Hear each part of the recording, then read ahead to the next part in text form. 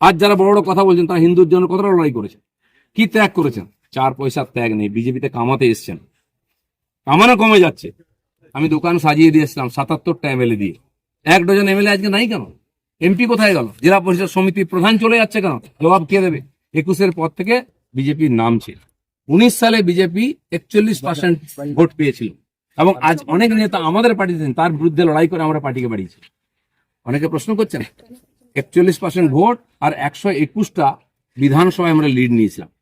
5 বছর পরে 24 সালের ইলেকশনে সেই ভোট 39% নেমেছে আর 91টা বিধানসভায় আমরা লিড পেয়েছি। পার্টি এগোচ্ছে না পিছোচ্ছে?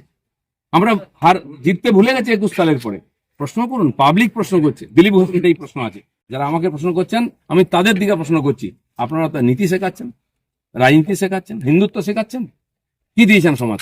কেন পার্টি নেমে গেছে? 250 লোকের প্রাণের বিনিময়ে যে পার্টি দাঁড় করিয়েছে। দিলীপ ঘোষকে হিন্দুত্ব বোঝাবেন না। আমার কাটলে গায়ে হিন্দুর রক্ত বেরোবে, বিজেপির রক্ত বেরোবে। বাকিদের গায়ে কি রক্ত আছে আমি জানি না, কারণ বহু জায়গায় ঘুরে এসছেন তারা। কে বড় বড় কথা কারা বলছে? যারা মমতা ব্যানার্জি আঁচলের তলায় থেকে নেতা হয়েছে।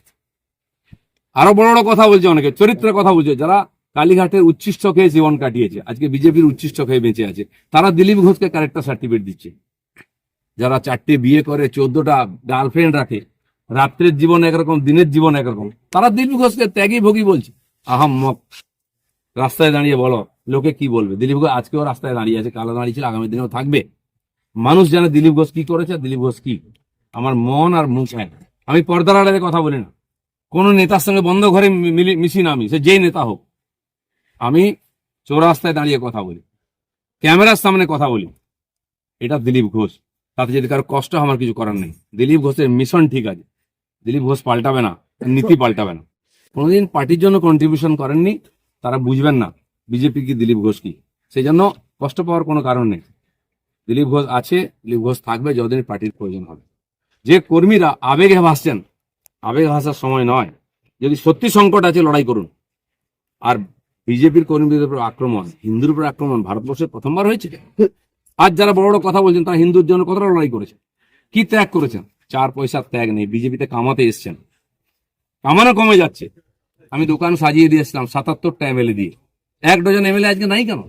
এমপি কোথায় গেল? জেলা পরিষদ সমিতির প্রধান চলে যাচ্ছে কেন? জবাব কে দেবে? 21-এর পর থেকে বিজেপির নামছে। 19 সালে বিজেপি 41% ভোট পেয়েছিল এবং আজ অনেক নেতা আমাদের পার্টিতে তার বিরুদ্ধে লড়াই করে আমরা পার্টিকে বাড়িয়েছি। অনেকে প্রশ্ন করছেন 41% ভোট আর 121টা বিধানসভায় আমরা লিড নিয়েছিলাম। 5 বছর পরে 24 সালের ইলেকশনে সেই ভোট 39% নেমেছে আর 91টা বিধানসভায় আমরা লিড পেয়েছি। পার্টি এগোচ্ছে না পিছোচ্ছে?